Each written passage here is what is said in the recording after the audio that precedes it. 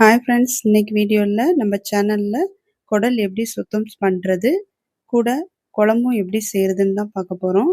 அது எப்படி செய்கிறதுன்னு பார்க்கலாம். கடையில் ஒரு ஆட்டு குடல் முழுசாக வாங்கிக்கோங்க. இந்த மாதிரி சின்ன குடல், பெரிய குடல் வரும். கூட நுரையீரலும் சேர்ந்து தான் வரும். இப்போ கொஞ்சம் தண்ணி சேர்த்துட்டு குடலை நல்லா பிசைஞ்சு கழுவுங்க. நல்லா ஒரு நிமிஷத்துக்கு குடலை நல்லா கையிலேயே பிசைஞ்சிருங்க. அதில் இருக்கிற அழுக்கெல்லாம் அப்போ தான் நல்லா வரும். இந்த மாதிரி தண்ணி வடிகிற ஒரு கூடை எடுத்து வச்சுக்கோங்க. கழுவுறதுக்கு ஈஸியாக இருக்கும். இப்போ அந்த குடலை அந்த கூடையில் சேர்த்துருங்க. இப்போ இதில் சேர்த்தாச்சு. ரொம்ப ஈஸியாக இருக்குது பாருங்கள். ஒரு குடல் கூட கீழே விழுகாது. நமக்கு ஈஸியாக இருக்கும் கழுவ. இப்போ அந்த தண்ணி கீழே ஊற்றிட்டு திரும்ப அந்த குடலை பாத்திரத்தில் சேர்த்துக்கோங்க. சேர்த்துட்டு கொஞ்சம் தண்ணி ஊற்றிக்கோங்க. தண்ணி ஊற்றிட்டு திரும்ப ஒரு நிமிஷத்துக்கு அந்த குடலை பிசைஞ்சு இந்த மாதிரி கூடையில் சேர்த்துக்கோங்க. தண்ணி நல்லா வடிகிற மாதிரி. இப்போ தண்ணி நல்லா வடிஞ்சிருச்சு. இந்த தண்ணி கீழே ஊற்றிட்டு திரும்ப பாத்திரத்தில் சேர்த்துக்கலாம் குடலை. இப்போ பாத்திரத்தில் சேர்த்துக்கலாம். கூட 1/2 ஸ்பூன் மஞ்சள்தூள் போட்டுக்கோங்க. போட்டுட்டு நல்லா தண்ணி கொதிக்குது பாருங்கள். இந்த மாதிரி கொதி வரும்போது குடல் எடுத்து அப்படியே ஊற்றிடுங்க. ஊற்றிட்டு ஒரு கை வைக்க முடியாது. 2 நிமிஷம் இந்த மாதிரி கரண்டியிலே நல்லா இந்த மாதிரி கிளறி விடுங்க. அப்போது 2 நிமிஷம் கழிச்சிட்டு தான் நம்ம வடிகட்டணும். இப்போ தண்ணி வடிகட்டிடுங்க இந்த கூடையில் சேர்த்து. தண்ணி நல்லா வடிச்சாச்சு பாருங்கள். நல்லா தண்ணி வடியுது பாருங்கள். தண்ணி கீழே ஊற்றிட்டு திரும்ப பாத்திரத்தில் சேர்த்துக்கோங்க. 2 டைம் நம்ம சுடுதண்ணி ஊற்றி நல்லா கழுவணும். திரும்பி நான் தண்ணி கொதிக்க வச்சு எடுத்து வச்சுருக்கேன், அதையும் சேர்த்துட்டேன். இப்போ இதே மாதிரி கரண்டியில் நல்லா கிளறி விடுங்க. 2 நிமிஷம் கிளறி விட்டுட்டு அப்புறமா தான் நம்ம வடிகட்டணும். பாருங்கள், இது இப்பயே பாதி நல்லா குடல் சுருண்டு நல்லா வந்திருக்கு பாருங்கள். இப்போ தண்ணியை வடிச்சிடலாம். தண்ணி வடிகிறக்கூடியில் அப்படியே ஊற்றிடலாம். தண்ணி நல்லா வடியட்டும். இப்போ பாருங்கள், குடல் நல்லா சுருண்டே வந்திருக்குது. பார்க்கும்போதே நல்லா தெரியும். இப்போ குழம்பு எப்படி செய்கிறதுன்னு அப்படியே செய்ய ஆரம்பிச்சிடலாம். இப்போ குக்கர் ஒரு ஹீட் பண்ணிக்கோங்க. ஹீட் ஆனோடனே குடல் எடுத்து அதில் சேர்த்துக்கோங்க.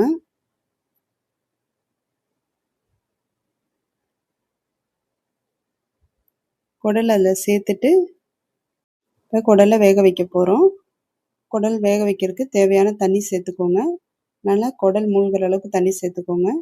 சேர்த்துட்டு ஒரு 4 ஸ்பூன் இஞ்சி பூண்டு பேஸ்ட்டு சேர்த்துக்கோங்க. கூட 1/2 ஸ்பூன் மஞ்சள்தூள். இப்போ நல்லா இதை மிக்ஸ் பண்ணி விடுங்க. நல்லா மிக்ஸ் பண்ணிவிட்டு மூடி வச்சுருங்க. நல்லா மூடி வச்சுட்டு ஒரு 7 to 8 விசில் விட்டுக்கலாம். குக்கரை க்ளோஸ் பண்ணி ஒரு 7, 8 விசில் விட்டுருங்க. அப்போ தான் குடல் நல்லா வெந்து வரும். இப்போ கடாய் ஹீட் ஆயிடுச்சு. கொஞ்சம் எண்ணெய் சேர்த்துக்கோங்க.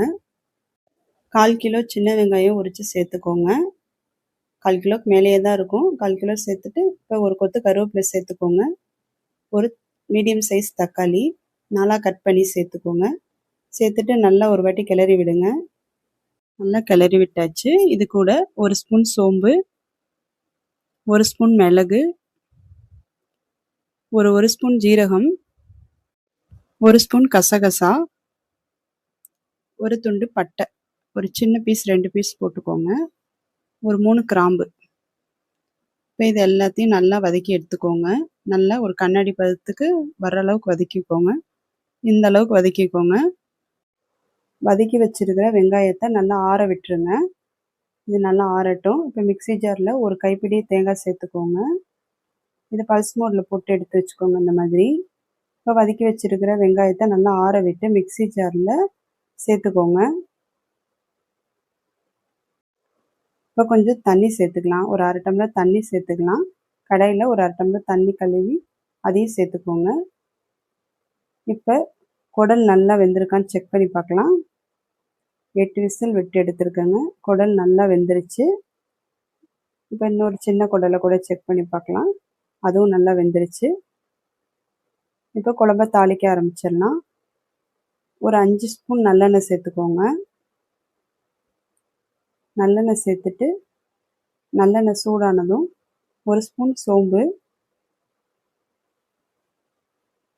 ஒரு பட்டை, 2 கிராம்பு, இதெல்லாம் சேர்த்துக்கோங்க. ஒரு பிரிஞ்சி இலை, ஒரு கொத்து கருவேப்பிலை, இதெல்லாம் ஒரு வாட்டி நல்லா மிக்ஸ் பண்ணி விடுங்க.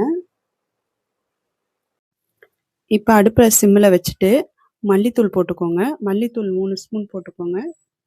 3 ஸ்பூன் மல்லித்தூளுக்கு 1 ஸ்பூன் மிளகாய்த்தூள் போட்டுக்கோங்க, சரியாக இருக்கும். கூட 1/2 ஸ்பூன் மஞ்சள்தூள் போட்டு நல்லா எண்ணெயில் ஒரு வாட்டி நல்லா மிக்ஸ் பண்ணி விட்டுக்கோங்க. பச்சை வாசனை போகிற அளவுக்கு நல்லா மிக்ஸ் பண்ணிவிட்டு இது கூட வேக வச்ச குடலை சேர்த்திக்கோங்க தண்ணியோட. இப்போ குடலை சேர்த்தியாச்சு, நல்லா ஒரு வாட்டி கலந்து விடுங்க. இப்போ நல்லா கலந்து விட்டாச்சு. தேவையான உப்பு போட்டுக்கோங்க குழம்புக்கு. இப்போ அரைச்சி வச்ச மசாலாவை சேர்த்திக்கலாம். சேர்த்திட்டு மிக்ஸி ஜார் அலசி ஒரு 1/2 டம்ளர் தண்ணி சேர்த்துக்கோங்க. இன்னொரு 1/2 டம்ளர் தண்ணி சேர்த்துட்டு இதை நல்லா கலந்து விடுங்க. ரொம்ப கெட்டியாக இருக்குது, இன்னும் கொஞ்சம் தண்ணி சேர்த்துக்கலாம். இப்போ தண்ணி சேர்த்தாச்சு, இதை நல்லா கலந்து விடுங்க.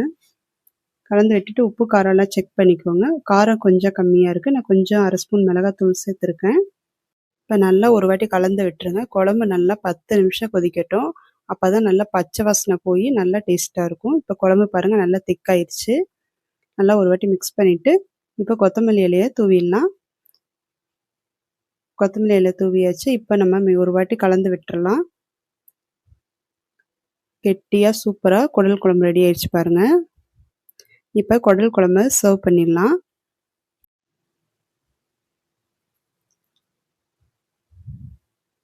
இப்போ குடல் குழம்பை சர்வ் பண்ணியாச்சு. இதே அளவுகளோட நீங்களும் ட்ரை பண்ணி பாருங்கள். சூப்பராக குடல் குழம்பு ரெடி ஆயிடுச்சு.